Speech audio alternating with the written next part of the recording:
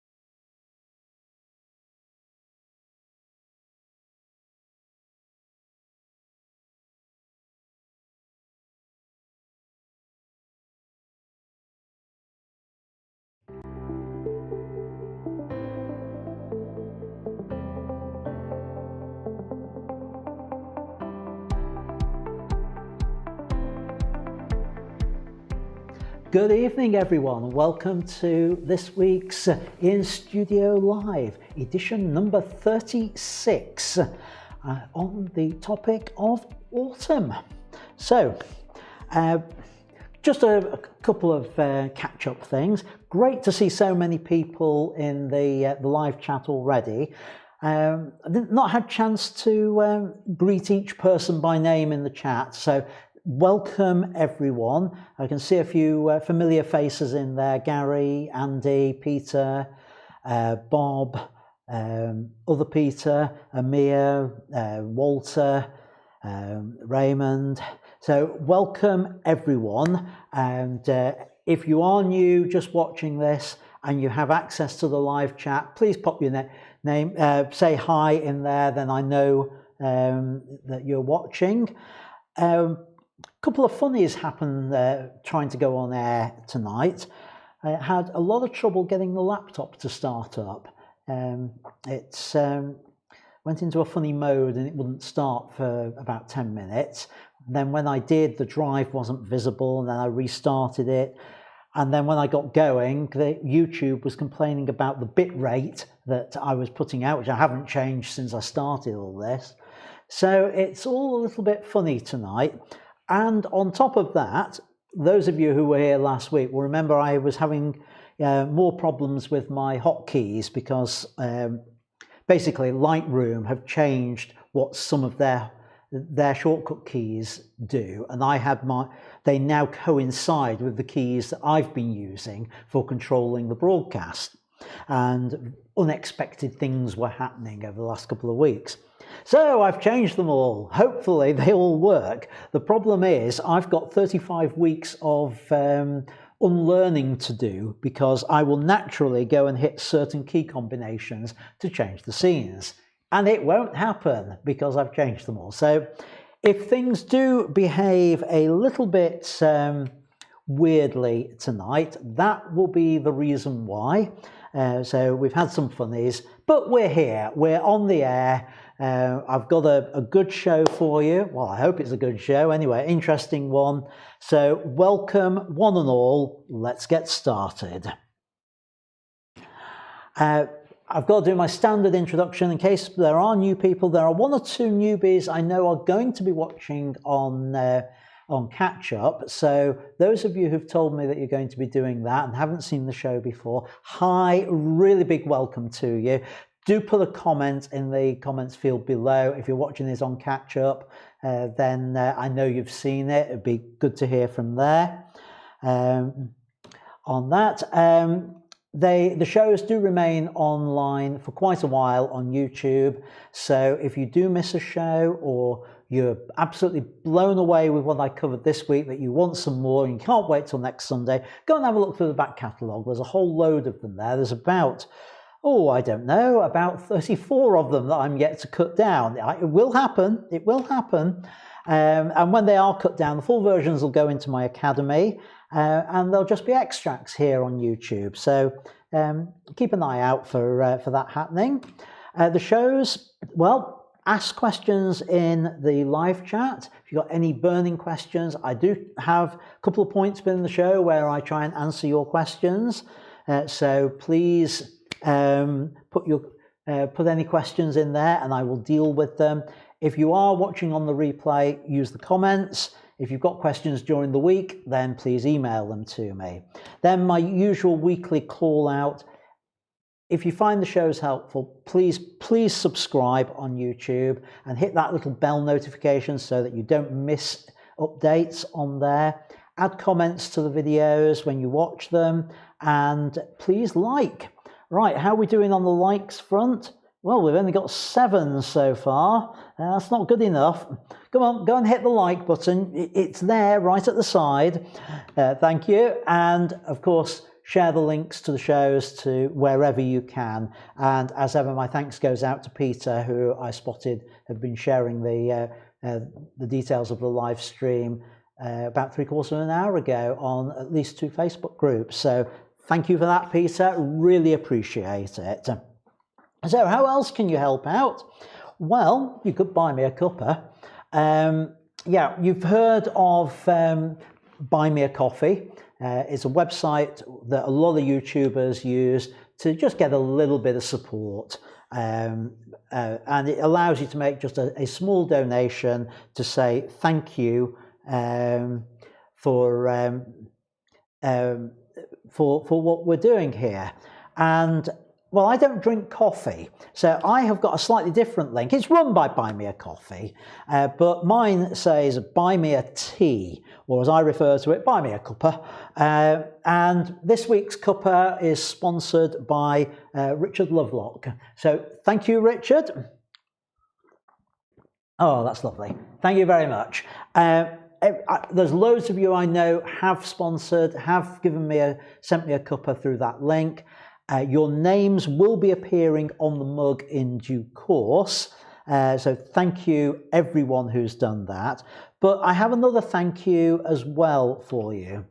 Anyone who has donated, this is kind of complicated, but anyone who buys me a cuppa from today through to next Saturday will get a copy of this, not paper version, PDF version. It's a 20-page guide to this week's theme, which is all on autumn, and it's full of photos, information, the sort of things I'm going to be talking about tonight, but it does it in a little bit more detail. I've got all the shooting data for the images in there, things like that.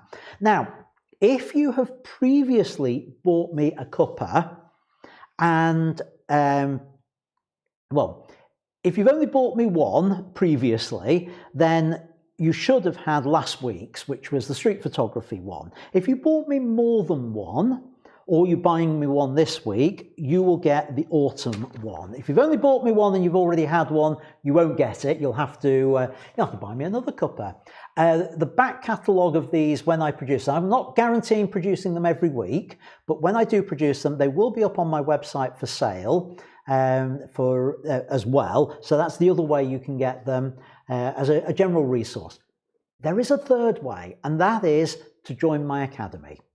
My academy is the online resource. I'm putting things into there I'm trying to do it on a regular basis. And all of you who are academy members, I know a few of you watching are, you'll get an email from me probably tomorrow with a copy of that. And those of you who buy me a cuppa or have already bought me a cuppa and I owe you one of those, again, you'll get it tomorrow.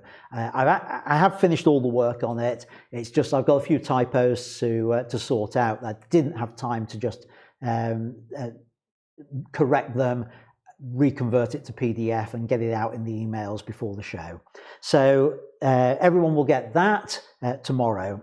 So there you go on that. That's another way you can help. And the link is there on the screen. It's also down in the description below. So, yeah, I'll leave it there on that. Most of you know I have a Facebook group. That's the link. And that's where we continue the conversation during the week. That's where, wow, you've been blowing me away with all the autumn photos. There's been so many of them.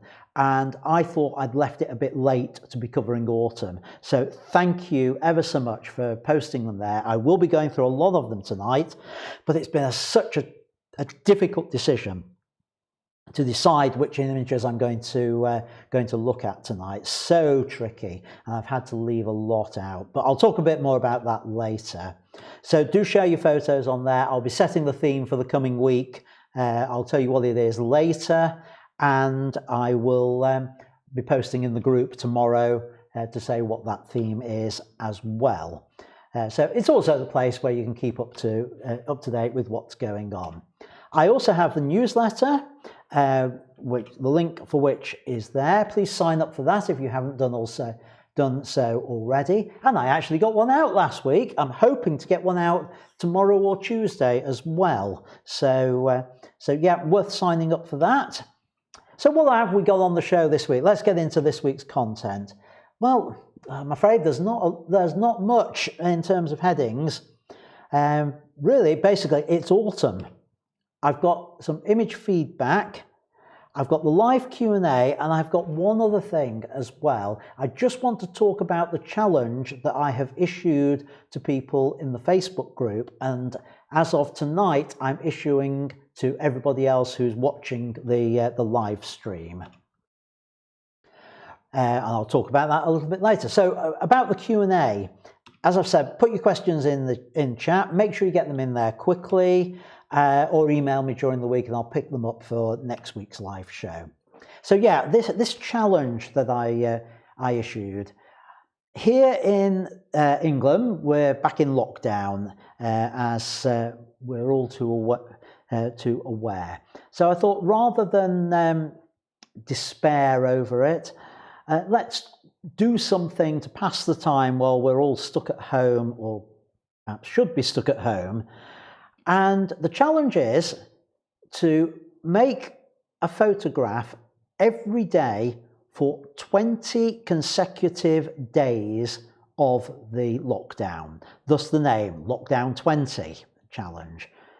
So at least 20 consecutive days, which means, as lockdown is 28 days long, it means if you haven't joined the challenge yet, there is still chance for you to join, because there is still at least 20 days left of this challenge. So if you want to join it, you can start yours tomorrow. Well, you can start it tonight if you want, but start tomorrow and join in. So basically I've said start anytime up to the 11th of November and take a photograph each day and post your best image to the Facebook group. I'm doing it as well. Haven't created my image for today yet because I couldn't do it before getting to the studio. I planned to do it before the live stream, but with all those little technical hitches, I decided I'd concentrate on solving those rather than making my photograph. But I'll do it as soon as the live stream's over on there. Now, there are a couple of rules, and one is that each day you need to produce an image that's of a different subject. Now, this will get harder as we go along. And the reason for this is I didn't want to be looking at 20 images from anyone of their feet up in front of the telly at that time. So different subject each day. You need to follow the lockdown rules that you're in. So if you're in Wales, you've perhaps got a bit more freedom. Or, Peter, you're in France, you've probably got a lot more freedom than we have here in England. Once you have completed your challenge, and I said at least 20, so if you want to carry on doing it until whenever lockdown finishes, and that'll probably be early December, in about 3 years' time, whenever it finishes, at the end of that, if you WeTransfer to me your photographs, then I'll produce a slideshow of your photographs, and one of the Sunday nights we'll go through them, and I'll provide a little bit of feedback on some of the images, very similar to what I did with the 12020 challenge that's been running on the Facebook group and on here. So that's what the challenge is all about. And please join in. Right, let's get started with some image feedback. Now, with the image feedback, I'm going to do it in two sections because I've got so many this week to look at. One of the things I'm not doing as part of the feedback is I'm not picking up on the Lockdown 20 challenge. There may be one or two I've pulled in from there, but typically the only ones I've pulled in from the Lockdown 20 images are ones which also happen to be autumnal images. So let's have a look at Lightroom. I've pulled some images in to here, and at this point I'm going to come back and do this over 2 bits in the live stream. I'm going to look at the images which aren't specifically to do with autumn at this point. I'm then going to talk about autumn photography, and then I'll come back and provide feedback on all the autumnal images that you've been providing. because then I can refer back to what I've been saying earlier. So right, let's have a look what we've got here, and let's see. I'll go full screen for the moment, and full screen on the photo. Now this one, oh, if I do it that way, I don't get to see who it is. Right, I'll do it that way. Yeah, this one's from Kev Pack, and it's a sort of leftover one from our session on street photography. It was one of a chap sitting, well, I presume in Cafe Nero, and what he said is he likes the contrast between the photograph in the background of the happy smiling people and the very sort of pensive, thoughtful chap in the foreground. And I kind of agree with you there, Kev. I don't know whether you're on the stream tonight. I know he's taking a bit of a break from social media, so he might be taking a bit from this as well. I would make one very minor change. I think there's a bit of an elbow or something sticking in here. So I'd be inclined just to do that, just to tidy that little bit up, and possibly just raise the shadows very slightly. And I am looking at a calibrated monitor. I calibrated it earlier this week, so I do know the brightnesses and colours are accurate on here. So that's all I do with that one, Kev. It's a nice little shot on there. Another one from Kev, again street one, and I really like this. It's there's a sort of atmosphere to it, a reportage feel to the image. I'd love to know the story of what's going on with this, and it looks like this. It looks like a Jewish chap being challenged by this guy in the middle. I might be tempted to crop in just a little bit tighter. I'll keep the same aspect ratio though, and I might just be tempted to come in like that with it, because I think that framing's a little bit and brings the focus a little bit more onto the confrontation by doing it that way. But nice nice conversion, Kev. Nice capture on that. One from John. Right. Okay, John. Oh. This is because I failed to remember what my shortcut keys were. Right. Yeah, from I presume Northern Quarter in Manchester on this. Now, the one thing I would say about this, John, is you really need to sort out your verticals and your horizontals on it. There's a slope to it and everything. Now, here in Lightroom, what we can do is the transform, and I'll try auto. I don't know whether auto will do it. Actually, not bad. It's slightly off. With guided though, I can make sure it's absolutely spot on. So we go across there, we go down there, we go along there, and finally I go down there. That squares everything up on that. And I quite like that. Now, the other thing is it appears to be lacking a bit of contrast in it. So I could do that by just pulling up the contrast slider, but I think that lack of contrast is probably a haziness. So I'm going to try the dehaze slider with it, and I think that does equally a good job on there.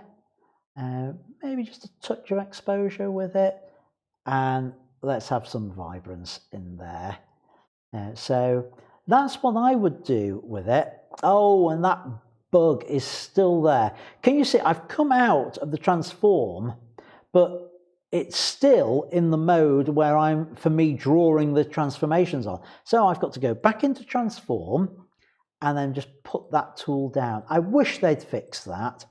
So anyway, that's what I do with that. But it's a nice capture, John, but it just needs that little bit of extra work with it before being presented in a public forum such as Facebook on there. So I'd encourage you, John, to think about doing that, doing those little sort of tweaks before you publish your images.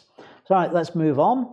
Again, another one of John's. He was trying to illustrate to do with lockdown on here, and again, just not far off, but I'm just going to do an autocorrect on there just to straighten everything up. Now, with this, hang on, I've just spotted something.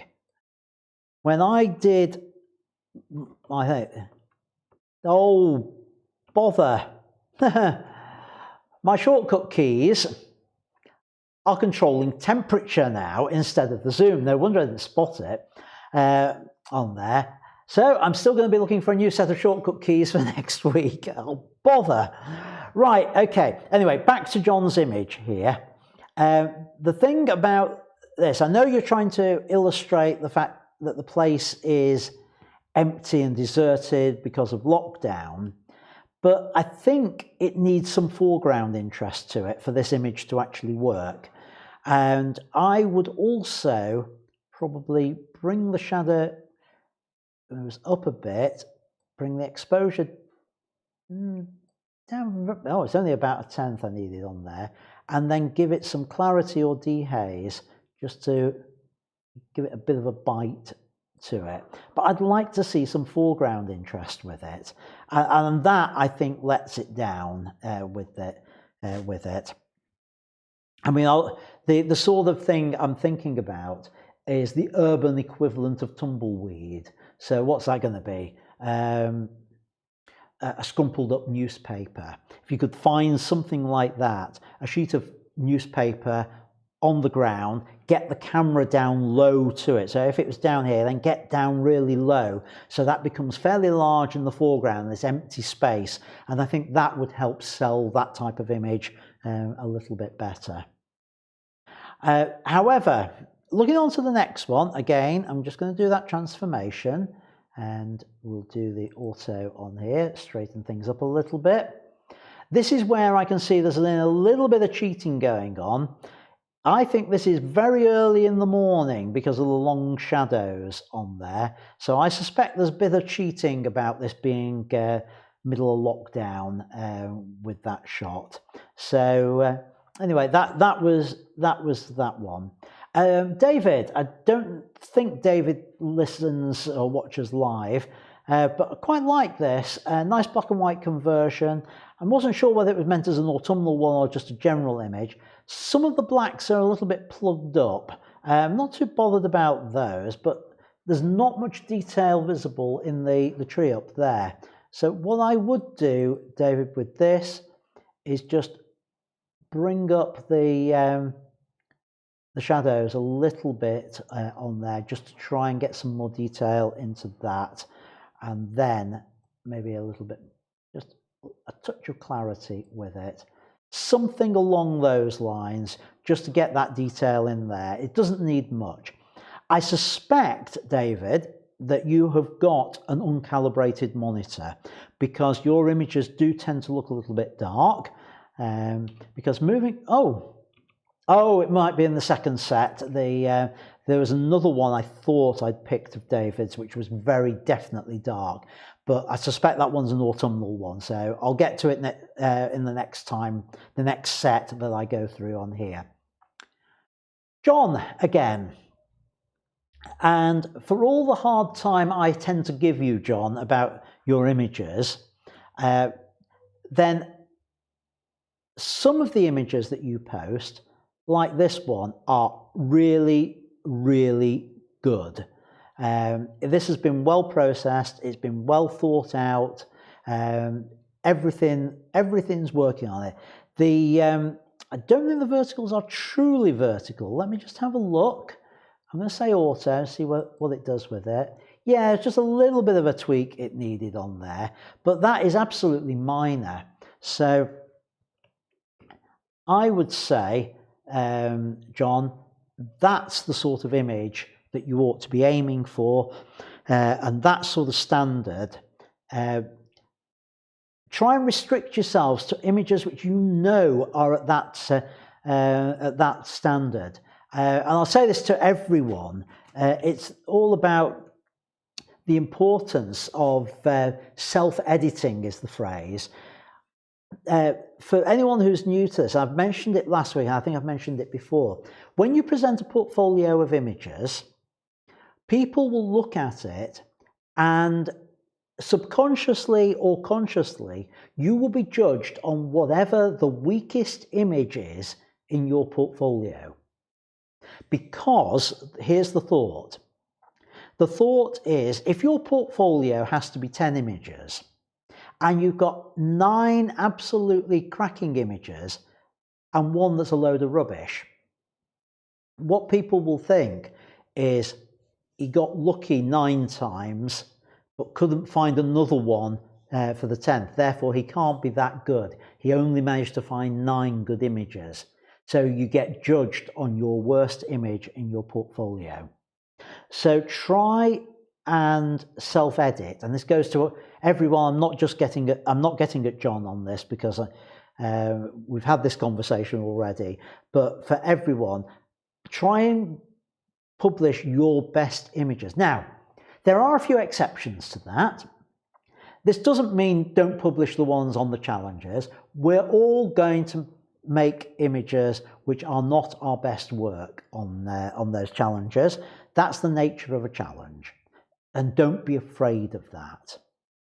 But when you have the ability to choose an image, that you're presenting something that's not part of a theme, that's not part of a challenge or anything like that, and then you present something, make sure it's your best work. And that does a number of things. I'll be honest, it makes my job easier in terms of finding the images to talk about on here. Well, actually, in some ways, it makes it harder as well, because when there's rubbish images, I've got lots of things to say. The good images are a little bit harder for me to say. But no, seriously though, I want to present your best work. I don't want to present rubbish from people. So try and do that self-editing, folks, and get your best images up there. And if it's not your best work, and you've already got a lot of images up there, then ask yourself, do I need to put this one up there?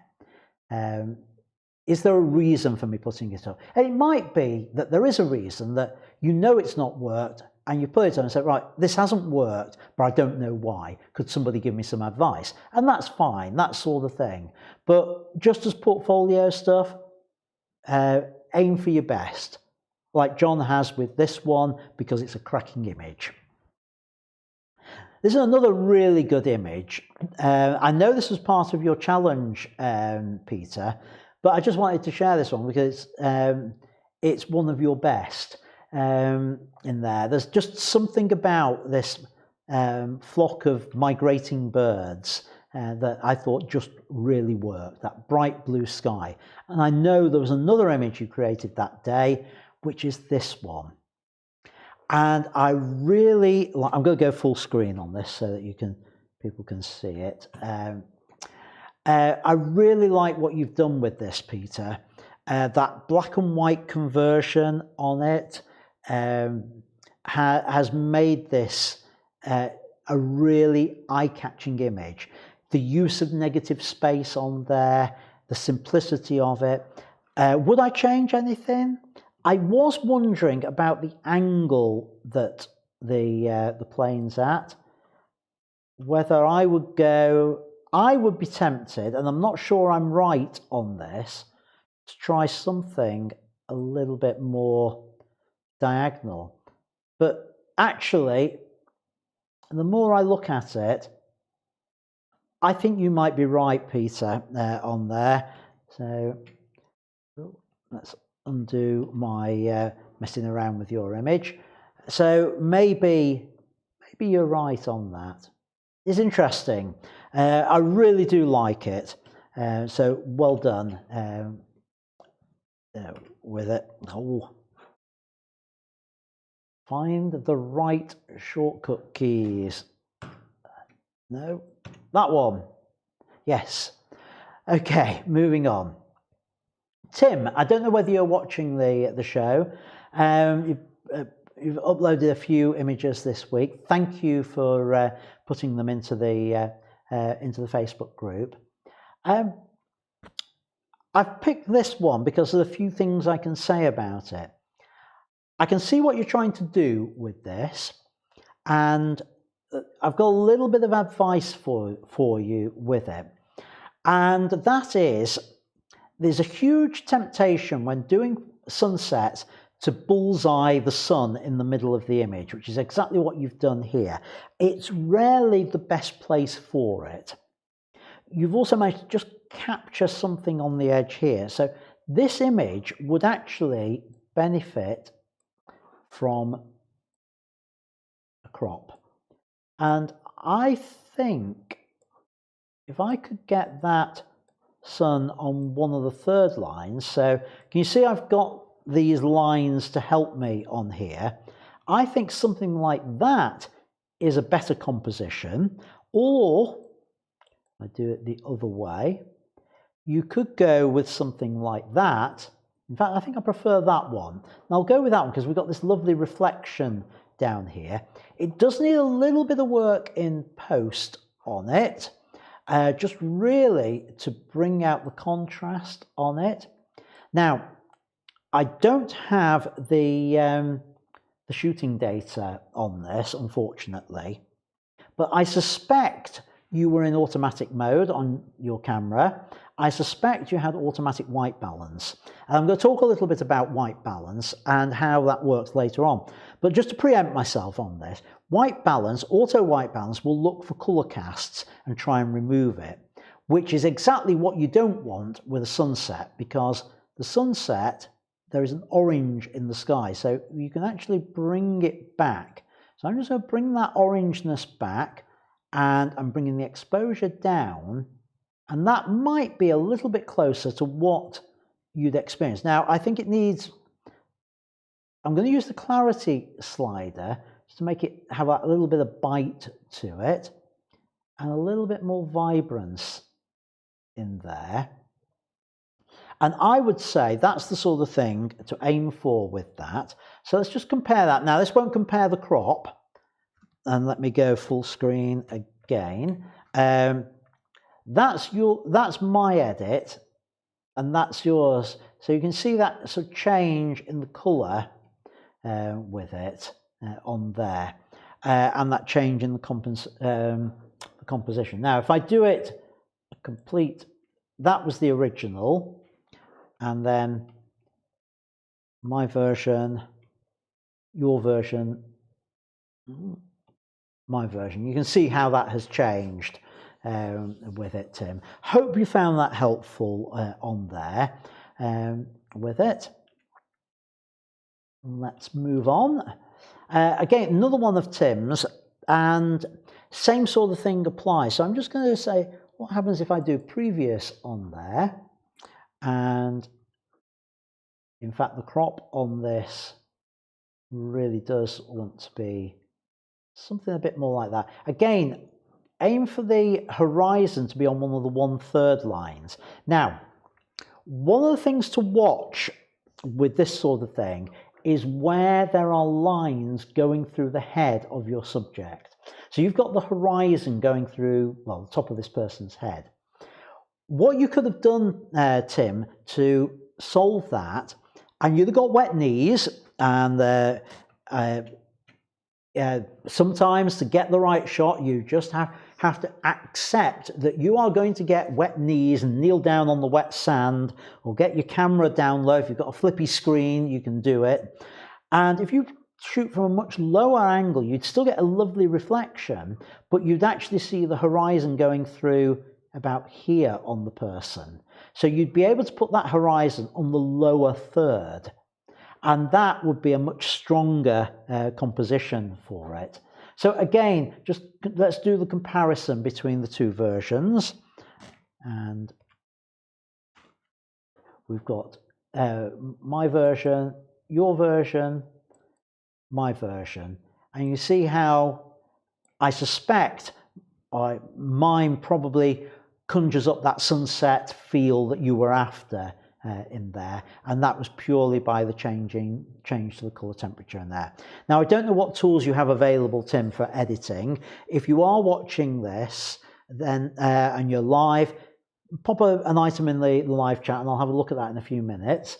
If you're watching it on the replay, put a comment in the comments and I'll because if I know what you use for editing, I can give you some more specific advice about how to achieve these sort of effects that I'm doing in Lightroom. Right, let's move on. Gary Gabatas. Nice. I'm not sure whether you intended this one as an autumnal one or not. Let's get it to fit. But nice composition. I like the foreground interest. We've got a midground and a background to it. Your horizon's slightly tilted, so let's just correct that. Doesn't need much. Oh, it's just very, very slight tilt on there. I think we might just need a little bit more vibrance, and I might be tempted just to warm it very slightly on the colour, on the colour temperature, to something like that. With there, so we've got this much more almost autumnal late evening feel about it. It looks like it was photographed at that time of day. Don't know whether it was, but you get a really nice feel with that. So that would be mine. So again, the before and after with it on there, but nice image, and those are just a couple of small pointers to improve it, Gary. Another one from John. Again, I think this just needs a little bit of exposure, definitely needs a load of vibrance bringing into it on there, and maybe a little bit of shadows. Now, normally I wouldn't put horizon in the middle on an image. This one kind of works like that, but I think there's something we could do with this that might make it a little bit more of an interesting image. This is why I picked it. Oh, unlock. If I bring that right down to there, that's already starting to take an interesting look to it. But if I now rotate counterclockwise, photo, rotate counterclockwise, oh, rotate counterclockwise, photo, rotate counterclockwise. There, that was what I was after trying to achieve, where actually we've inverted the image, and can you see how it gives this really weird effect in the reflection, especially where you're seeing through it, and it just gives it this really weird, slightly surreal look. Now everything's mirrored in there. You can be a little bit cunning on this. So again, photo, and you could flip horizontal. So you've still got the effect of that reflection, but it's different now with it. Now I would bring up the exposure, bring up the saturation, just make this a little bit more saturated, and the clarity. I think it's a clarity one that we need. Maybe a bit of dehaze? No, not dehaze. And you just get something like that, which is a very weird effect with the image. Personally, I prefer the version where I hadn't flipped it horizontal. So I think that is the right one to go for. Just a personal preference, because it just gives this sort of really weird look on it, and it just signals to people that what's going on, that it's a mirror on there. So that was why I wanted to talk about that one, John, but it's a nice idea. Just have a think about how that works. James, don't know whether you're watching. We exchanged a few messages about this shot during the week, and I said it was dark, and I just wanted to comment on that and show it really was a dull day, wasn't it? But we can get that all back on something like that. In fact, if I use a little bit of dehaze on it, we've got a bit of a green color cast coming in, so I'm going to bring that up to counteract that. Touch more on the exposure. So there we go.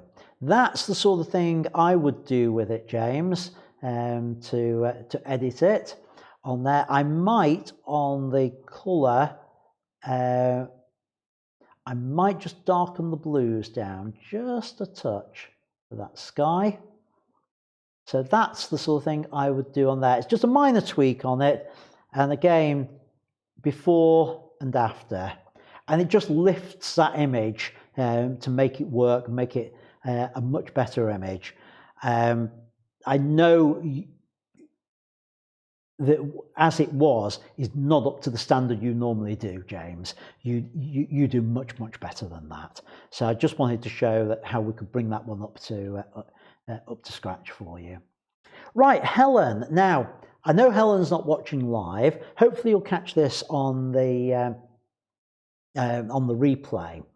Helen was having a go at some action shots, and she's presented a few of them on the Facebook group. I just wanted to give a little bit of feedback and a few pointers on this. Action photography is very tricky, and I wouldn't claim to be an expert on it myself. But there's a couple of things I'd suggest with this. Is the danger with doing anything to do with action shots is we start to forget the rules of photography.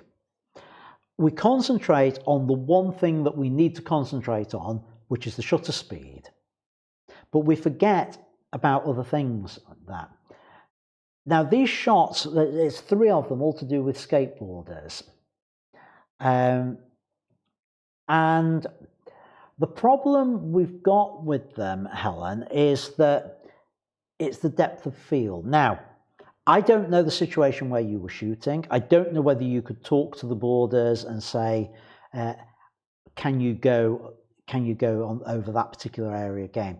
But what I would be tempted to do with this sort of thing is one of 2 things. First of all, the background is very cluttered, and it really spoils the shot because you've got this guy headbutting the guy standing in the background, and it's not a clear shot. So what I would be going for is trying to get a shallower depth of field as possible for it. So I don't know what the lens was you were shooting with because I don't have the shooting data. Thanks, Facebook.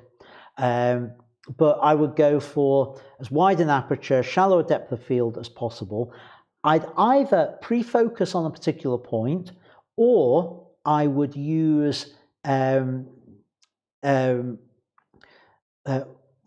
focus tracking effects so that I could lock my focus and follow them with it, with the knowledge that they'd stay on there. And that shallow depth of field, if you could push the background here out of focus, this shot might work with it. But at the moment, because he coincides with everything else, it's a little bit tricky with it. So there's that. This one is probably the best of the 3. It's a nice crop. I think it's probably a severe crop in looking at it. And I think also you've probably put a little touch too much clarity in there. I can see what you're trying to do. You're trying to do it on the guy, but because it's made everything in the background so sharp, it kind of is distracting. There are ways, you'd have to do it in Photoshop rather than in Facebook, to just apply the clarity and the sharpening just to your subject. And in fact, you can take some of the clarity out of the background as well. And it involves subject selection and masking and things like that. So there are ways you could do it on there. So look at that kind of approach with it. And finally, this one. Again, I go back to what I was saying earlier in general about just putting up the best images when you're presenting them. I don't think this shot does you any justice. Now, I know Facebook has absolutely scrunched these blacks up on there, but even if it hadn't, and there's a little bit of detail in there, if I can try and bring it back so we can see, there is a little bit of detail there, but you can see what Facebook's done to it. It's really messed it up. That's not a flattering shot of anyone on there, so I would either just left that one out, to be perfectly honest with you, on there. If there's sufficient interest from people, I might try and put something together on action photography for a later live stream. It won't be in the immediate future, I don't think, because I think I need to, I don't know that I've got enough images in my portfolio to be able to make the points I know I need to make for it. So I'd need to go out and do a little bit of shooting before I could do a live stream on the topic. But if there's sufficient interest, do let me know in the chat, and I'll put it on the list of things to look at for a future live stream. How many more of these have I got? Oh, only 3 more. Great. Okay. This one I know was part of the lockdown challenge, but I just liked it. It's just something about it. Nice idea, strong diagonal on there. I like the fact that the vapor trail's just disintegrating. It's almost like a picture of our travel industry at the moment, isn't it? The jet streams, the vapor trails are just disappearing like our holiday businesses. Tim, again, another image similar to the ones we've looked at before. Now this one, similar sort of things. Watch your crop, avoid that horizon in the middle. Again, I would say shoot from lower down,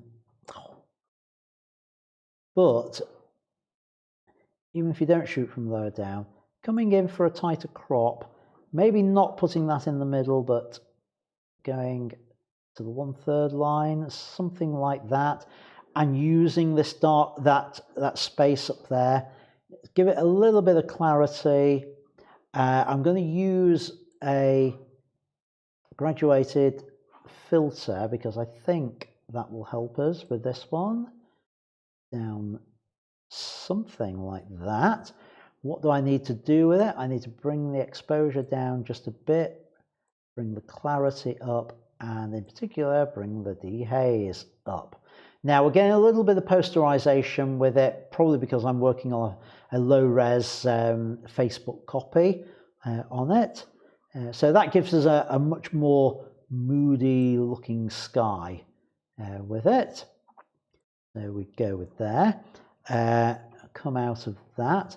I would probably play around with the white balance on it, and I think, actually, I'm not sure I want to now. I've seen that kills it going up onto the orange side, and going too blue doesn't work with there. So actually, probably in the right place, believe it or not.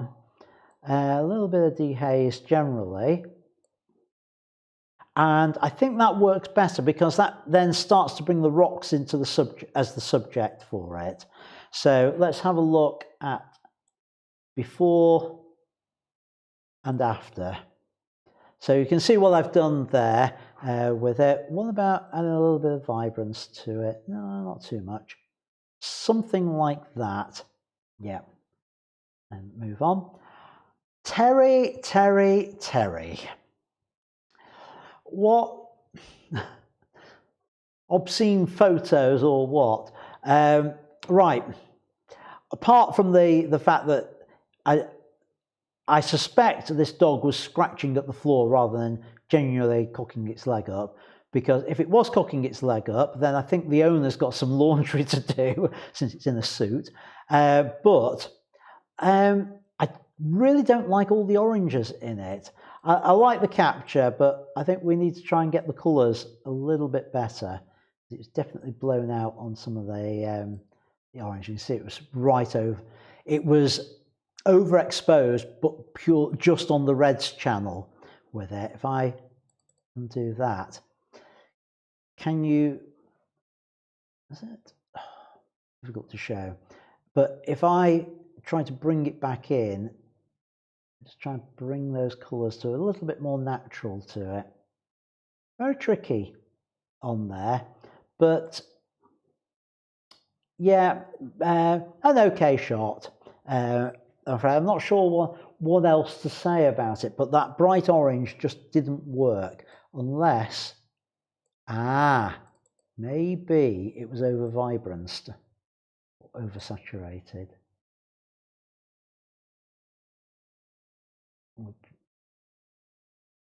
Yeah, something like that. I think it might be one for a bit of a colour grade on it. So let's just go with a global colour grade and let's try and give it an interesting sort of colour, almost a sepia type effect on it. No, not happy. Bring back.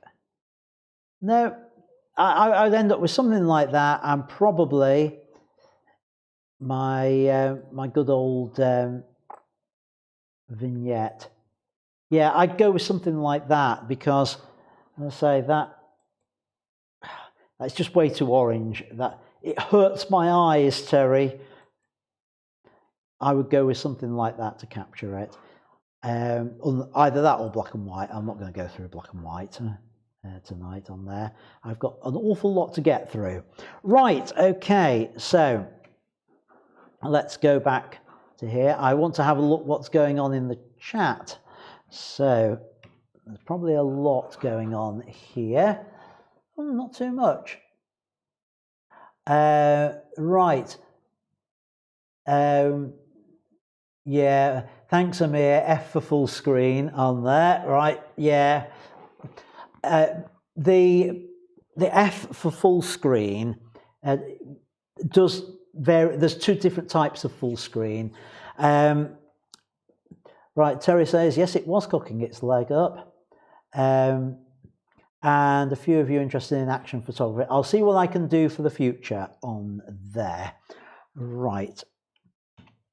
So let's talk about autumn photography then. Excuse me.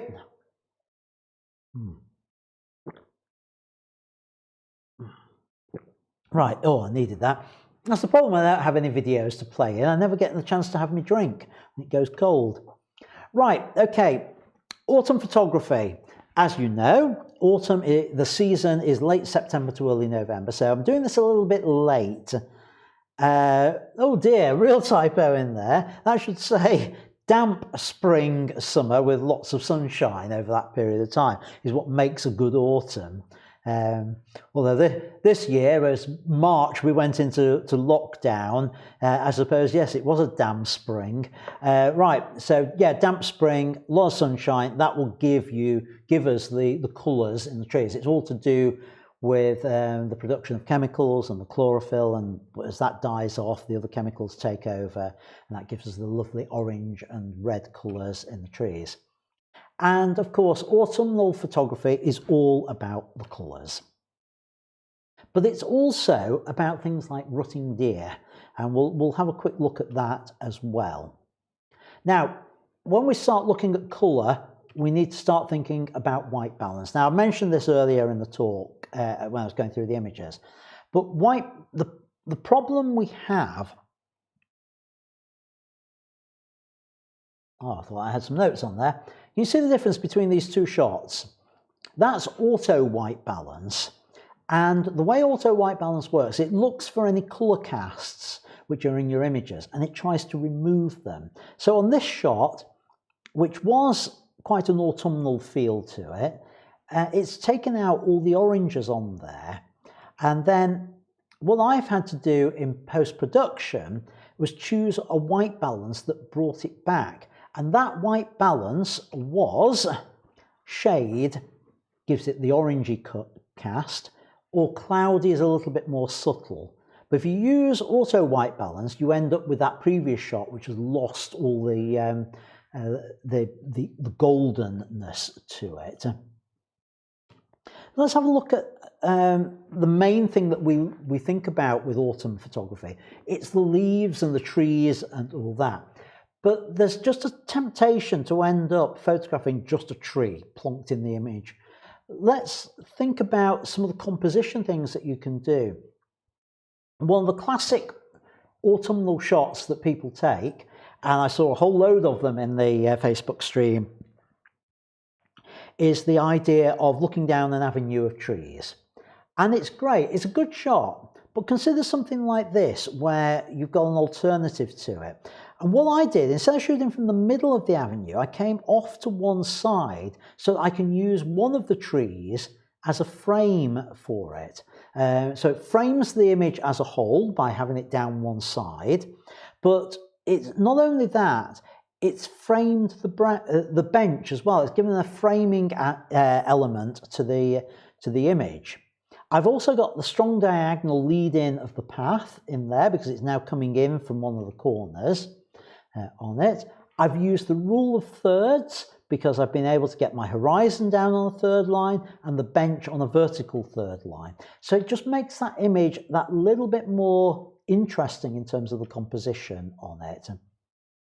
And I chose the position in the avenue so that the bench would act as that little bit of mid-ground or foreground interest in there. So we've got that something in the foreground as I've already said with some of the other images. If we lose that, we lose something by not having something in the foreground. Sometimes, yes, some images don't need it, but a lot of images will benefit from it. One of the things we often forget about when we're looking at the trees and the leaves is we can shoot just the leaves and maybe just a bunch of them, as I've done here. I've chosen this cluster of leaves and I've focused in on there. And what makes this work is that really shallow depth of field, choosing the widest aperture so that I can create this background bokeh, this out of focus glow behind it. And it really helps the leaves stand out. Now the problem here is this is the same ones, but this was using a different camera. This was using a point and shoot camera. My little Panasonic Lumix, love the camera, but it's absolutely lousy at getting a shallow depth of field. This was the best I was able to achieve with it. The widest aperture I can get, the smallest f number, is f8. It's a small sensor, so a feature of that is that you're working at to compensate for the small sensor, you are working with a wider, a smaller focal length, which means you will get a bigger depth of field. So I just couldn't get the background out of focus with it. So I just wanted to show you the difference there. So that the reason being, I know there's one or two of you who watch who are using compact cameras, shooting with phones and things like that. When you see some of these shallow depth of field shots and you go, why can't I do that? Why can't I do that? It's not to do with your ability, it's to do with the limitations of the hardware. So sorry. Right, another avenue of trees, but that's not what this image is about. This image is about white skies. And one thing with autumnal photography is a lot of the time you have these bright white skies in autumn. And any white areas in the frame tend to draw the eye. So looking at this image, the eye tends to get pulled upwards towards that little bit of that white patch in the sky. So if you can avoid white sky, avoid the eye being drawn upwards, you'll get a much better image. So in this case, all I've done is cropped it down to remove the white sky. And the trees still form the framing. But now what's happened, I've got a really bright area in the middle, which is this sort of clock tower covered area. So that's where the eye is now drawn, because that's now the brightest area, and there's nothing kind of pulling the eye away with it. Now here's the exception to the rule. Now in the notes, in the document, then what I've put this under the heading of telling a story. Our photography and our images should tell a story. And this image works because it does that. And the story it's trying to tell, or the story it is telling, is very, very simple. And if you're a Game of Thrones fan, you'll know it. Winter is coming. We've got two elements to this image. We've got the autumnal background, the tree with the golden leaves. It tells us summer is over. We're into autumn now. Winter is coming. And combined with that, we've got this slippy road, beware of the ice sign. Again, what's that telling us?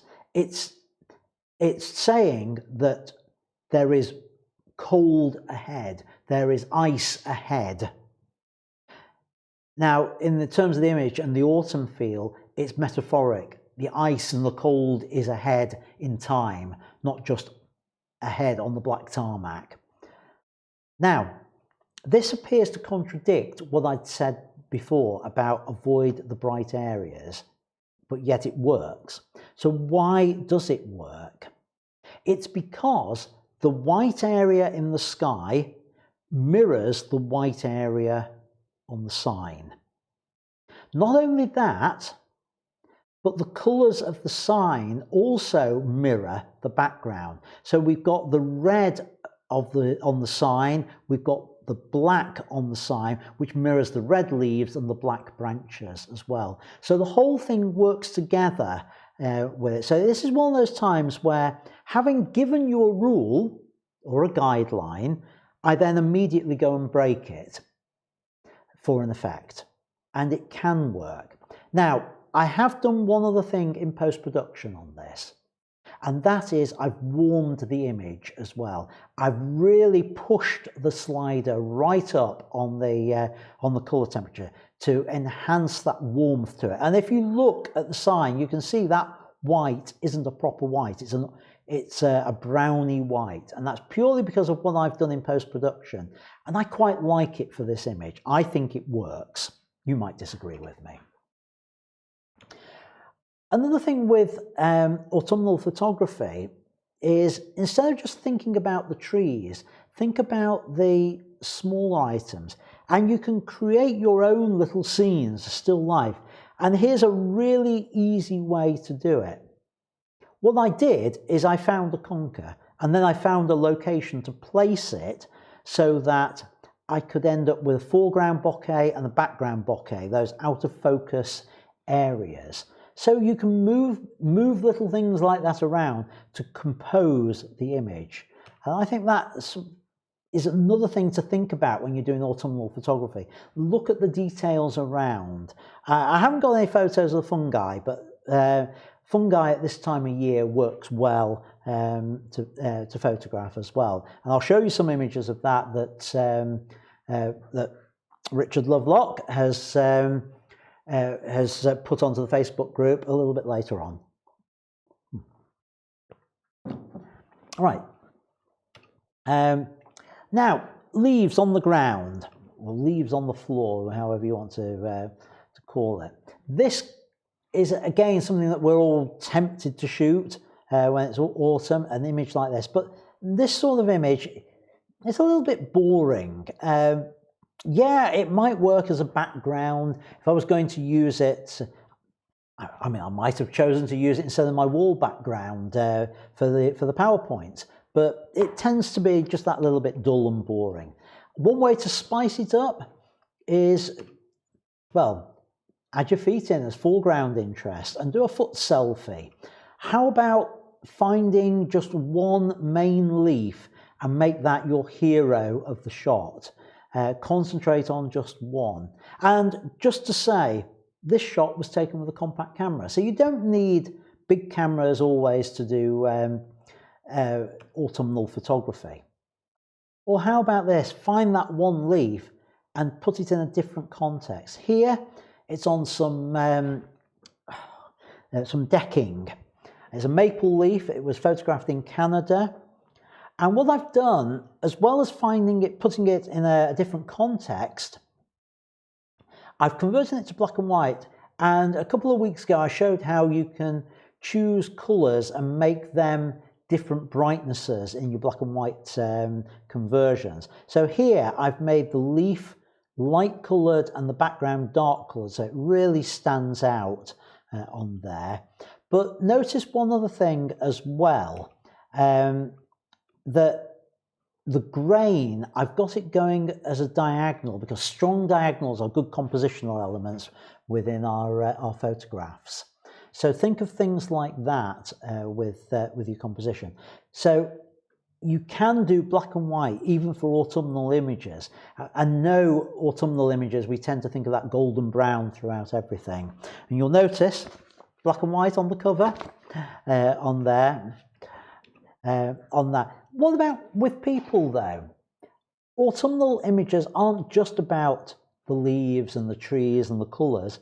We can use them with people. And this is a section of a Trash the Dress shoot.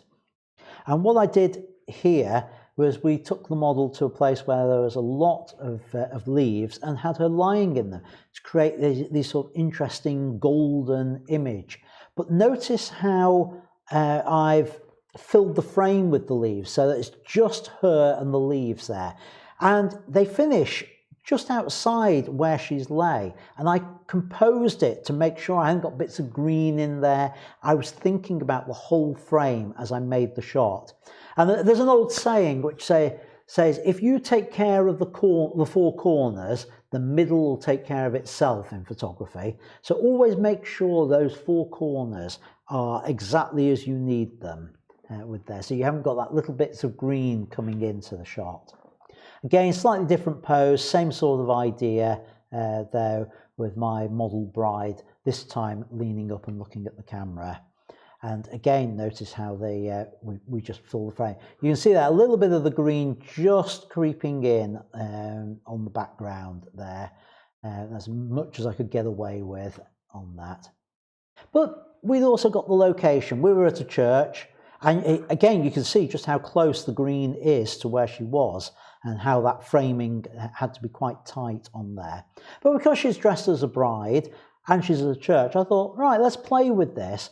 And I got her to hold the leaves as though they were a bridal bouquet. Again, keeping that autumn theme in there. And of course, once you've got her holding them, what's she going to do with it at the end? Yeah, that's right. Just throw them up in the air to create yet another type of autumnal portrait as well. An action shot, if you like, of sorts. I mentioned earlier about autumn is also a time for the deer and deer rutting. And I've shown these a few weeks ago when I was talking about animal photography and wildlife photography. But I just wanted to bring them up again because they do fit in nicely with this. So for anyone who didn't see it, yeah, autumn time is when the deer have their antlers and they start challenging, the stags start challenging each other. Or over who's going to be in charge, who's going to get what hind and that sort of thing.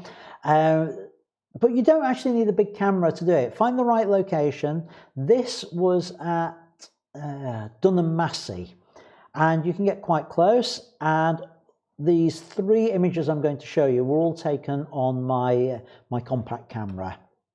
So again, don't need that big camera. You don't need a big expensive camera to still get decent deer shots in when you're doing autumnal photography. But here's the important thing: keep your distance. And that's for two reasons. First of all, it has been known for photographers to worry the deer, to scare deer, and for them to run and get tangled up in things and all sorts of things.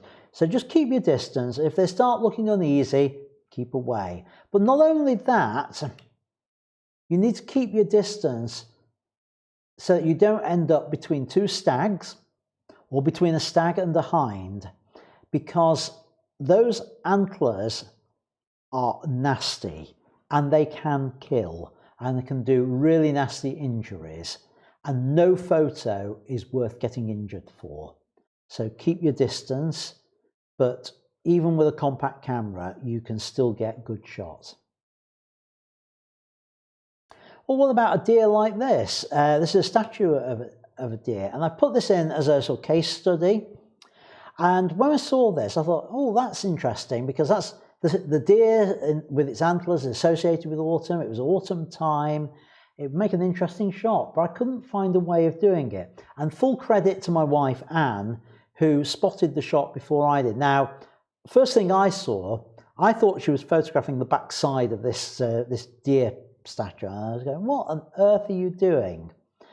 But then I walked round and I soon realised that what she was doing, she'd found the one thing that I couldn't find for this shot, and that was the clean background. You can see here on the shot that there's a lot of clutter behind. It's not a nice clean shot, but from the view she was looking at, it's a nice clean shot. We've got the autumnal leaves on the trees behind. We've got a symmetry in there with the stag.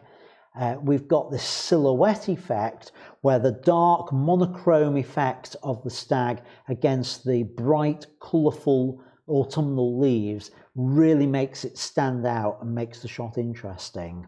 So it's more of a case study rather than a rule. But the thing here is, the thing I want to emphasise is not go out looking for stag statues, because you're going to have, that's not exactly going to be easy to do.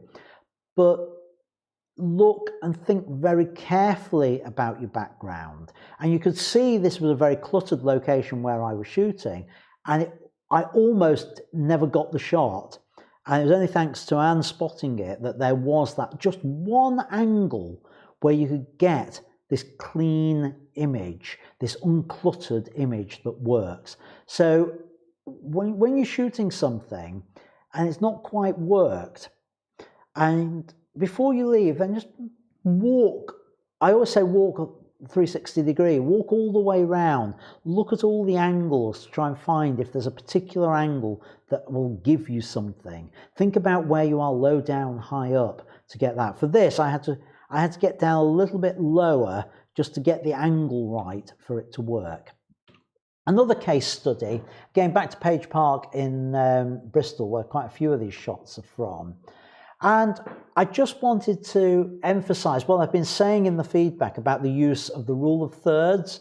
Well, you can see here the tree canopy is the top 2/3 of the image, the ground's only the bottom third with it, and how I've used the framing between the two trees, frame the bench there to gain another compositional element that works. But there's a third one.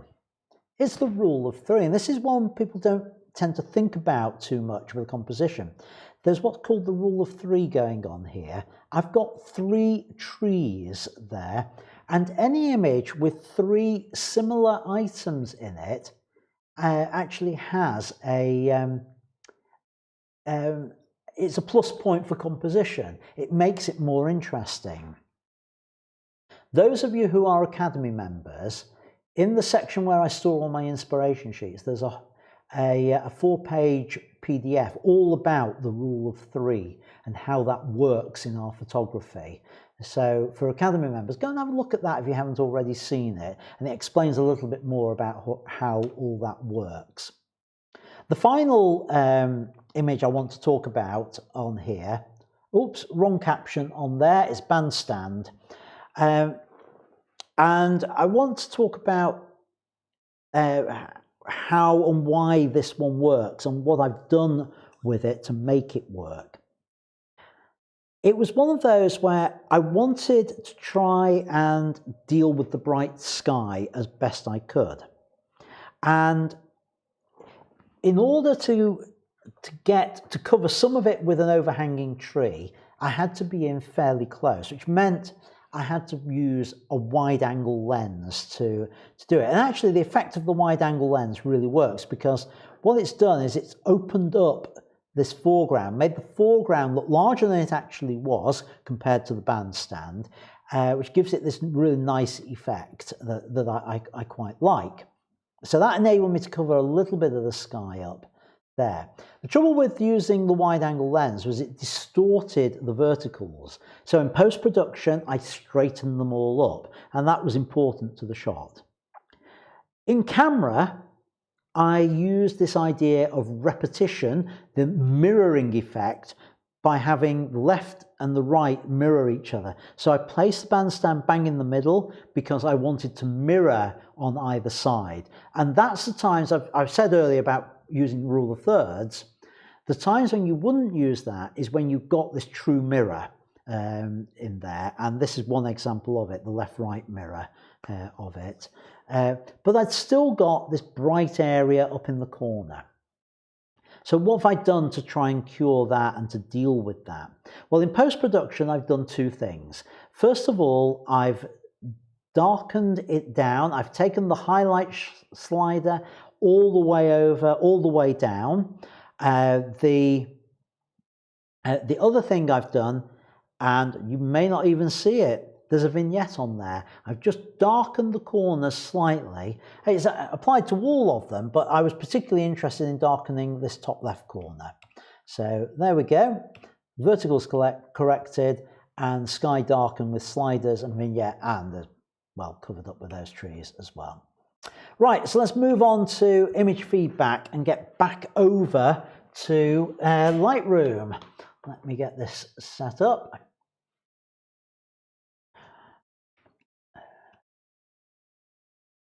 Right, just bear with me a moment where I find all the autumnal images. Right, because time's has moved on, I'm going to have to go through this very quickly because there are 39 images in here. So a lot of them I'm just going to make a few comments on, only a few I will do edits on with this. So right, start with, start with this one of Gary's. Now, you know this, Gary. This is a little bit dark. It was before your monitors were calibrated. But very briefly, we need to just bring up the exposure, bring up the clarity, bring up the vibrance. Bring up the vibrance. That's better. On there, highlights down just a touch, and I would say shadows up just a touch. Do I want to warm it? Maybe just warm very, very slightly to give that. Yeah, something like that on there. So with that, we have before and after. And it just raises it up a little bit. I might do what I've done on a few of them and make the blues a little bit bluer, I think. Whoops. Which I could do with colour grade, actually, a global colour grade. No, I couldn't. Still getting my head around the colour grades. I can do it, but I don't feel I have to experiment a little bit with it. Yeah. Oh, it's saturation. That's why it's not working. Luminance. Luminance, please. Blue luminance. Just bring that down just a fraction on there, just to help that. So that's what I would do on there, Gary. Yeah, I'm saying this a lot tonight. Not one of your best, Gary, I'm afraid. Doesn't do much for me, this one. Needs a little bit of foreground interest. We've got this green area sticking in there. Yeah, not so sure on that one, I'm afraid. Bernard, now I know you're probably watching this, but I know you don't take part in the chat, and you're having trouble with Facebook at the moment. But thank you for submitting this one. But nice shot. I like the lead in of the of the trunk on there. The fact that we've got clipped highlights on there, I'm not over bothered about. I think the white balance may need a little bit of a warming up, and those highlights just coming down, maybe just a little bit down on there, and a little bit more warming with that, and then some vibrance. So just it's a bit of a subtle one. Maybe those shadows can come down just a little bit more on there, and maybe the blacks. Just try and darken that up, just to get a little bit more contrast in this area. So before and after, just lifting it just a fraction like that on there. Another one, Bernard, nothing much to say about this one other than it's a lovely shot. I might be tempted to go for a different crop on it, so I might go for a 16:9 crop. It's something like that, which I think works better, loses that black area right at the top on there. Laura, I don't know whether you're watching this live or on a catch up, but I just wanted to comment about this one. I know it's a phone shot. I would like, it's a lovely shot. So what I'm going to say are nitpicks on this one for you, just trying to get you to take it to the next level. I would like to have seen the angle on this played around with to avoid the white right at the top, because it really is drawing my eye from that.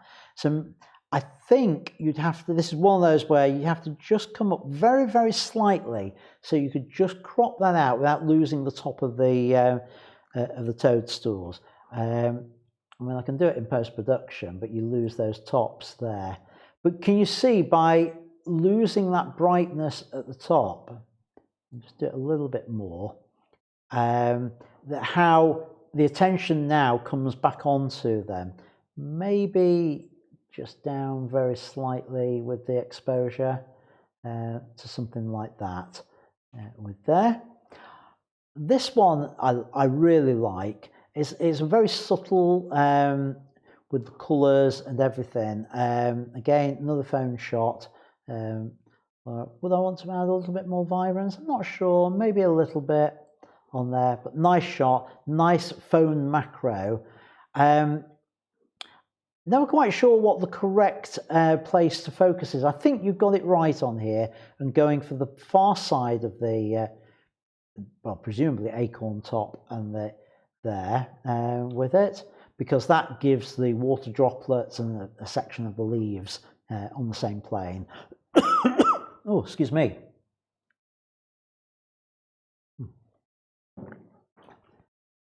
Right, this was the other one of David's that I talked about. I said, I don't think you've got your monitor correctly calibrated, because this is too dark. Way, way too dark. I think it's a nice shot, but it needs to be brought up. It needs a lot more saturation in there, and probably needs the color temperature bringing up just a fraction, and then a little bit of clarity, not too much with it, maybe texture, something along those lines.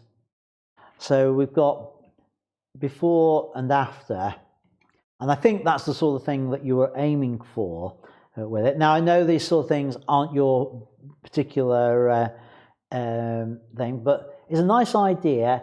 I'd like to have seen a little bit more foreground interest in it. I'm trying to think, what's the subject on here? Would it help by cropping in just a little on it? Or something like that? I'm not sure.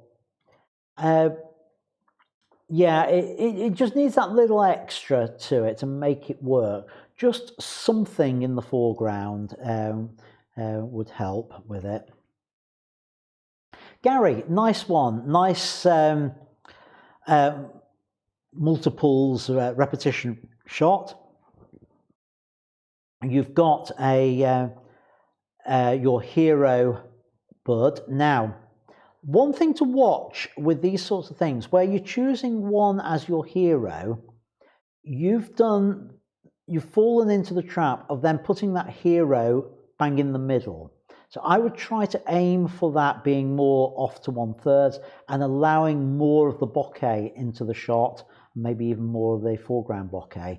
And with these sort of things, if you can get down lower, you can get that bigger area of bokeh with it as well. So try that sort of thing. But colour-wise, it's lovely. I love the tones on it. That brown throughout really works.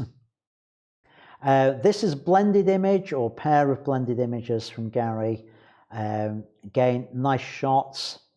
I can't decide between the two of them which is best. I think, I don't know, I like both of them, possibly the first one for me.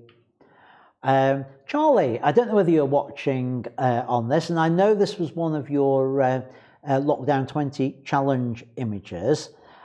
Just be a little bit careful with your composition. This area down here isn't adding much at the moment, and I'm sure it isn't, because I bet this is in your garden, but it looks almost as like there's a fag end down there.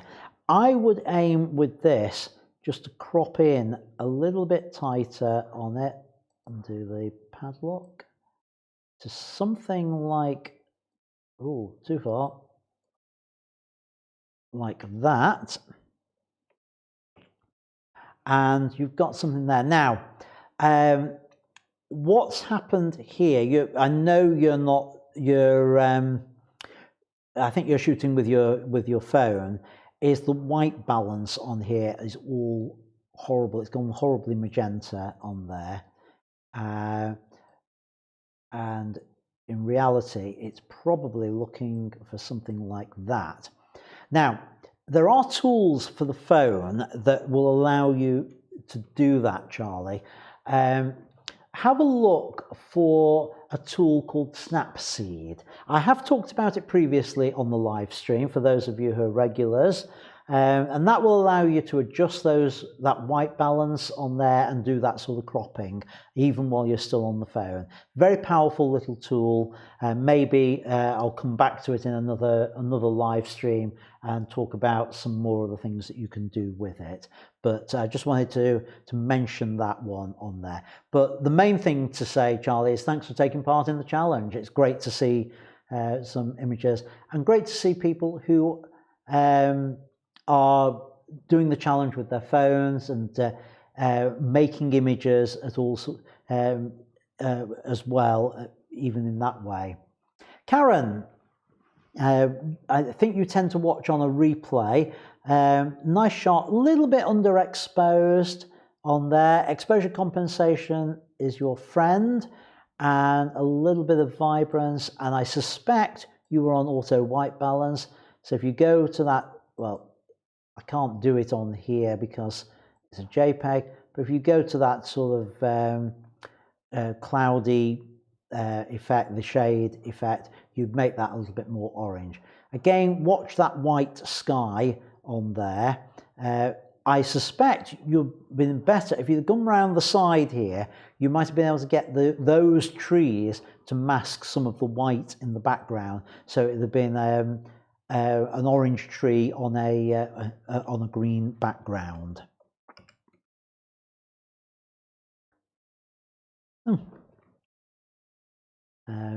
On there. Gary, I think the clarity's gone a little bit too high on this one, and I can't show the effect of it. It might also be a little bit overexposed. I don't know. There's something weird about the effect on it that I can't quite put my finger on. I like the framing in it, but I'm not quite sure what the subject is as I'm looking at this. Is this a nest here in the foreground? If it is, I can't quite see it properly. It's all a little bit too complicated for me with that. The colours on it, yeah, I think you've been playing around with the colours a little bit, but I'm not quite sure what's gone. What might help it, and this is an experiment, I've not tried this before, is quite a dark vignette, darker than I possibly normally would do, feathering it, so the eye's drawn in through the wood towards that tree. Maybe that would help it. I'm not sure. I applaud it for trying. Doesn't quite work for me. Sorry. Bob, again, not sure whether this was an autumn image or a lockdown image. It's a little bit contrasty, a bit plugged up on the blacks. Just needs a little bit of that lightening up so we can see the detail down there with it. Touch of exposure on that, not too much, that's all it needs. And there we are. Bring the highlights down as well. With that, yeah, just it's an interesting shot. Not quite sure what the subject is here. I think I'd be tempted to come in just a little bit tighter on the shape there and make that a feature, more of a feature of it, so that kind of dominates the image. As you know, folks, I'm a big believer in cropping to the image rather than to a given aspect ratio. So I would probably do something like that. And I think that's a stronger composition. We've got a lot of these, thanks John, another John Kiss, they're looking up at the tree canopy. These work best with the wider angle, the widest angle that you can get. The danger is that the white tends to blow things out. I think you've adjusted this correctly, works nicely. Do we need to, I think you've also brought out the detail in the shadows on it.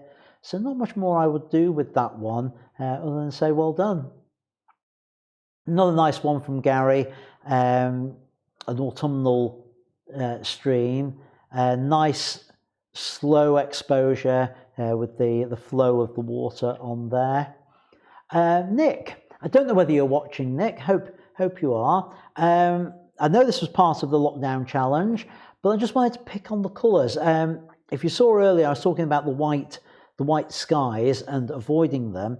You might want to think with something like this, just bringing the composition in a little bit, so that we've got less white sky on there. Again, I'm going to crop to the image rather than to the. So something, does that work? Maybe just a little bit more on there. So we've now reduced some of that white sky on there, so it's not overpowering it, just coming in that little bit tighter on there with it. Oh, another one from Nick. Again, with this, just watch your angles, because my eye's immediately drawn down to the buildings here. What might have worked better is if you get down below and shoot up through the gold, so that you've got this blue background to it on there. John, I've complained in the past about some of your images being a little bit too dark. I think this one's a little bit too bright with the exposure. If we bring it back down there and then just raise the shadows a little bit at the bottom. Oh, no, I can't quite get that right. Something like that. I think, I don't know, is it over vibrance? I don't know on there. I think it just needs that little bit. So from there, yeah, I think something like that is probably what it needs with that one. And again, one of these canopy ones. This one's a little bit dark. This is the problem, because the bright sky does tend to confuse the metering within the camera. Easy fix though, with the shadows up a little bit, exposure up on there. And do we need to make it a little bit warmer? Just a fraction, and just a fraction on the vibrance, so we don't go too far with it on there. And that works nicely. And again, this one, let's just do exactly the same previous on there. I'm just going to bring the highlights down on it, just try and preserve those. And I think this is probably the strongest one. So, because you've got all four sides leaning in on it. I would be quite interested to know what this would have looked like if those were each coming from the corners. I do like it like this. I just wonder if these were coming from the corners. Can I rotate that far with it?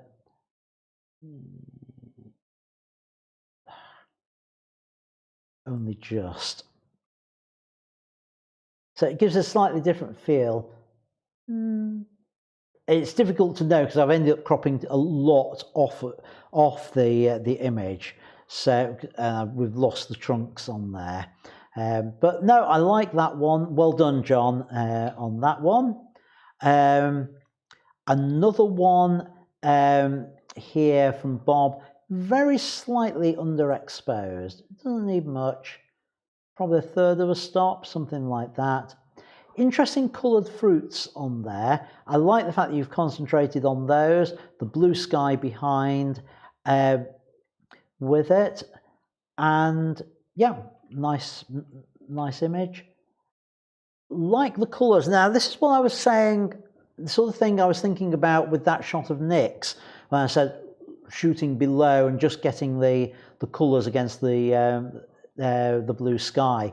That works nicely. I like this change from green to autumnal colours. It kind of tells the story of autumn on there. So works nicely, that one, John. So well done. And here, the pick of the bunch, I've got to say, Helen, on this one.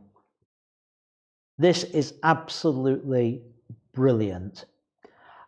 Really nice framing. Love the vignette work on it. It looks almost painted. It's a dahlia shot.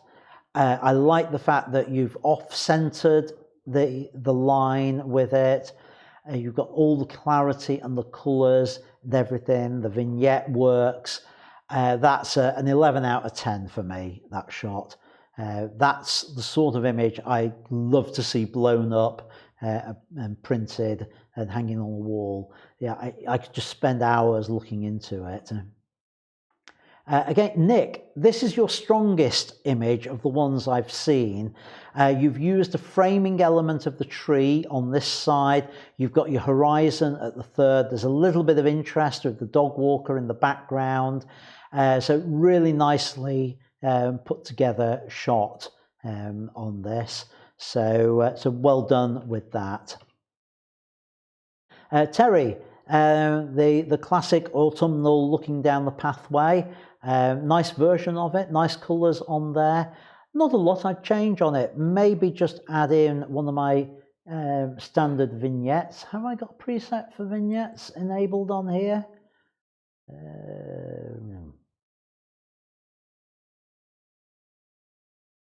No, I haven't. Huh. Or are they in here?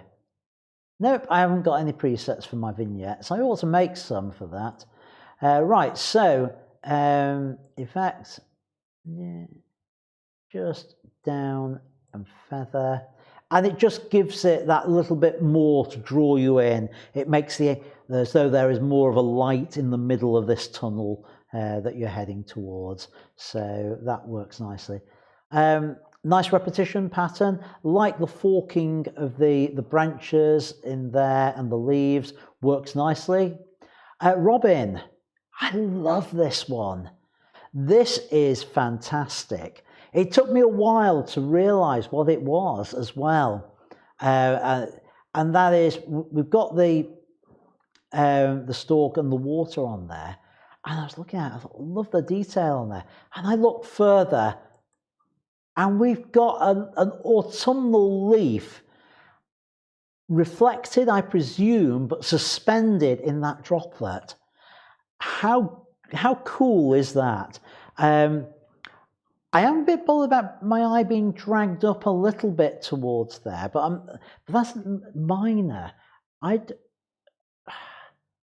I just wonder whether I'd like to make that leaf a little bit more prominent in there. So maybe something like that with it.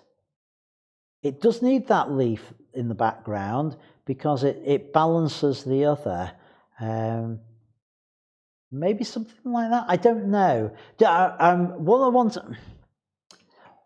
All I want to present there for you, Robin, is possibilities. I think what you have got is a cracking shot, and I'm just working out what else could be done with it. That's not to say that what I've got is any better, and chances are it probably isn't, but just to help you think through maybe slightly different ways of composing it, because it did take me a while to realize that the leaf reflected in that droplet. Once I'd seen it, it was so powerful. I was kicking myself for having not seen it earlier. And that's why I'm thinking about, can we compose this slightly differently so it's a bit more obvious? And for me, I think that might be the way to do it. Jill, I love this one with the cobwebs. I put it as an autumnal one because it's a dying head off something. You've got that lovely vignette in there. It's that worm's eye view, the strong diagonals in there, the quirky angles. It ticks all the boxes for me. And as I said in the Facebook group to you, it looks like your photography mojo is back. So just keep up the good work on that one. Right, mushrooms. Bob, again, nice shot, well composed. I'm slightly bothered by the green up here. I'm not normally bothered by greens, but that one's kind of pulling the eye a little bit because it's the only thing that. And so what I would be tempted to do would be to use. Let me go full screen. I'm trying to remember my own shortcut keys. That one, yeah. I would be tempted to dull that down. The easiest way to do it is on the color page and, sorry, HSL, select saturation, and then the little adjustment thing there, go onto the green, and then just start dragging it down until we've lost some of that greenness from it. And that's enough. Just stop it dragging and pulling my eye away from everything else on that. So well done, Bob. Nice shot. And I like this one. I was in two minds about this when I first saw it. Not anything that I didn't like about it, but I did wonder whether it wanted to be on the diagonal like that. And then I reset it and decided that no, probably it didn't, because I like the idea that it's coming in from corner to corner. The only thing that disturbs me is that this bit doesn't quite go to the corner. So I would, let's see if I could force it to be even on there. And unlock the padlock. And I just like the idea of both sides being even. So put that there, and I then bring that out to there. Yeah, it's to do with the angle you shot it at, but something like that where it's bringing in that triangular effect. The other thing I would do with it is I'd avoid having that in the middle, and I'd bring it down so it's more, that conference that is more up there. And I think that kind of effect with it is what I would go for. Richard, toadstools, what can I say? Perfect shot with there. Like the square crop with it. You've managed to get all those on the same line, the damp leaves and everything. I'm pretty sure you haven't used a shift tilt lens to do it, but it almost looks as though you have with it on that shot. but the colours are great. They're lovely, vibrant, and this is something to think about with autumnal photography.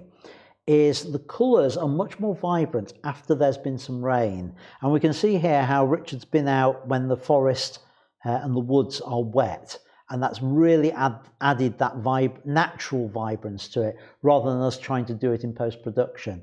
It works so much better.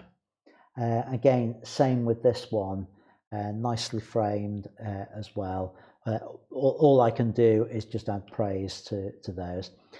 This one, Richard, I love the colours on it, but I think it's a little bit tight on this edge. I'd like to see just a fraction more on this edge and a little less, maybe a little less at the bottom, but certainly to balance so that effectively the gap at the bottom matches the gap at the side here. So you can see it a little bit clearer. The gap at the bottom matching the gap at the side. So I'd like to just see that come out the same sort of distance on there. But I like the swirl round. It's the golden ratio swirl type effect on there that makes it work. Less convinced with this one, actually. I don't think this side of the image is adding much to it. There's our point of interest. So why not? Must remember to take the padlock off first.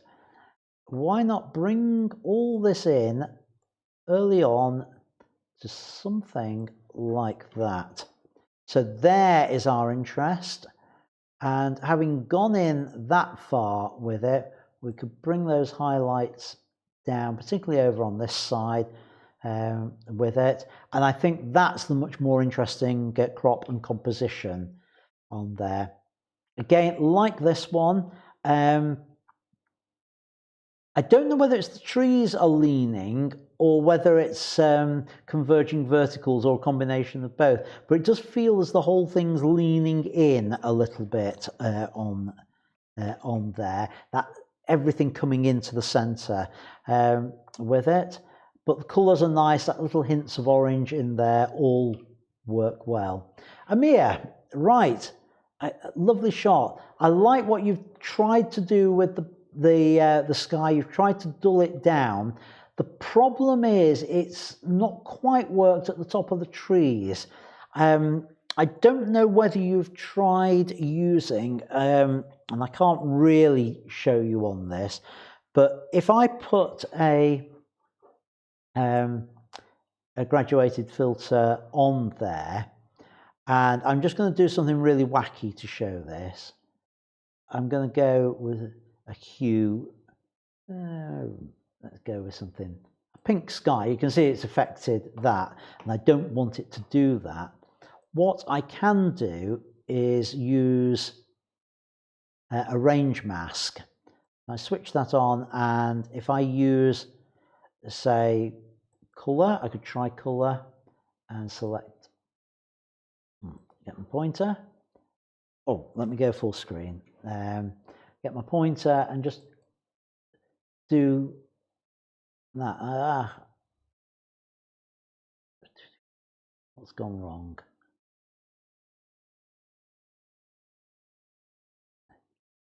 Yeah, right. Find the right colours and then Shift is the plus, just to add a few more colours into it. I'm struggling to actually do this on here with colour one. I got it on there more or less, but I don't know whether you use that kind of technique to do it. But if you don't use the colour mask, you could try the luminance one, and I don't know whether luminance is going to do it for us on here.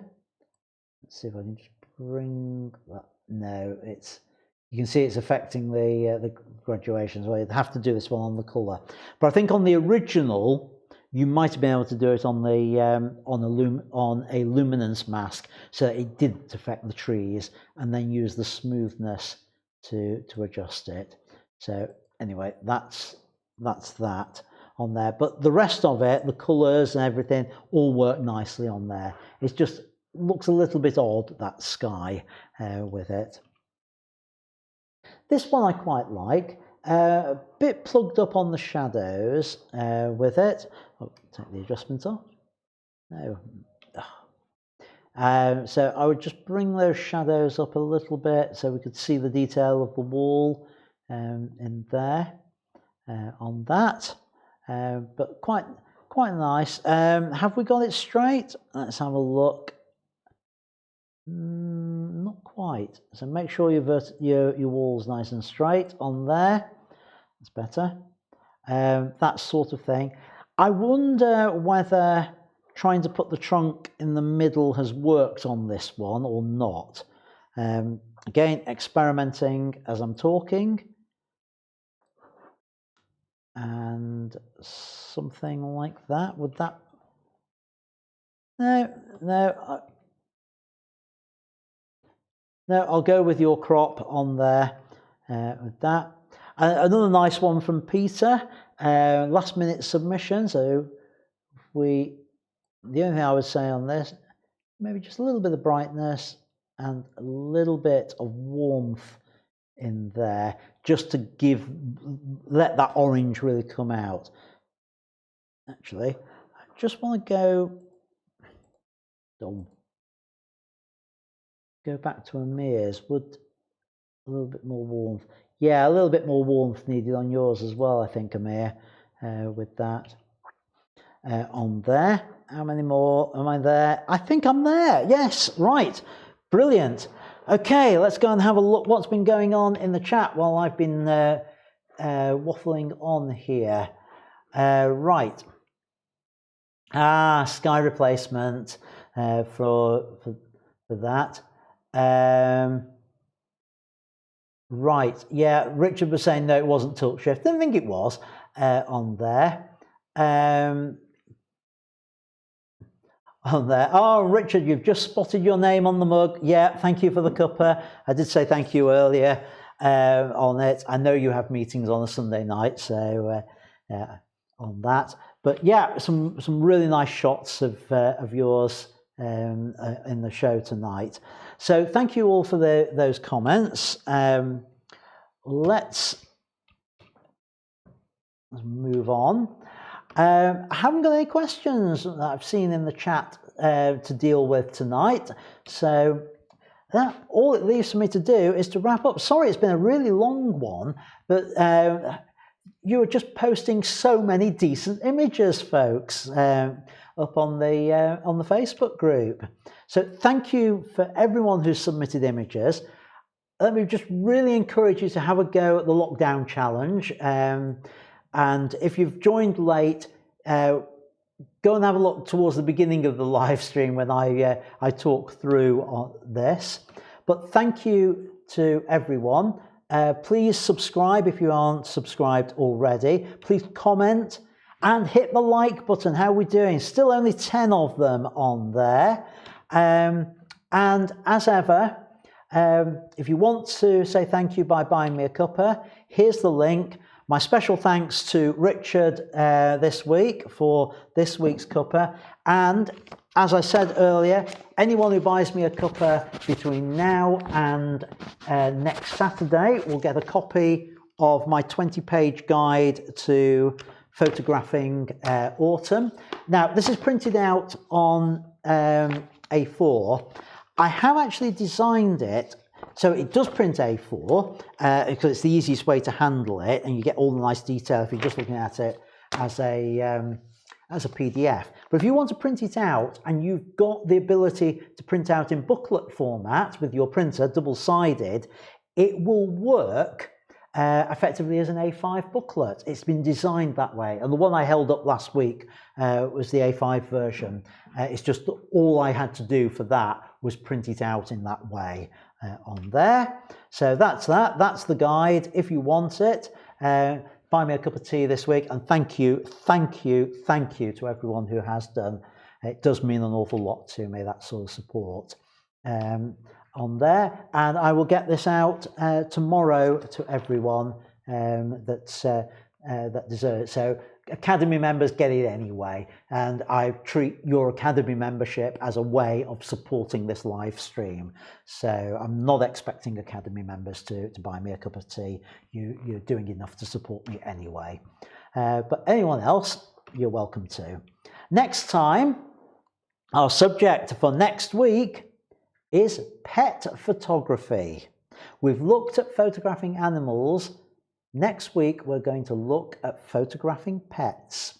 So get your pet photos in the Facebook group this week. Carry on with the challenge, and I'll see you next time. And until then, as ever, keep making great photos. Bye for now.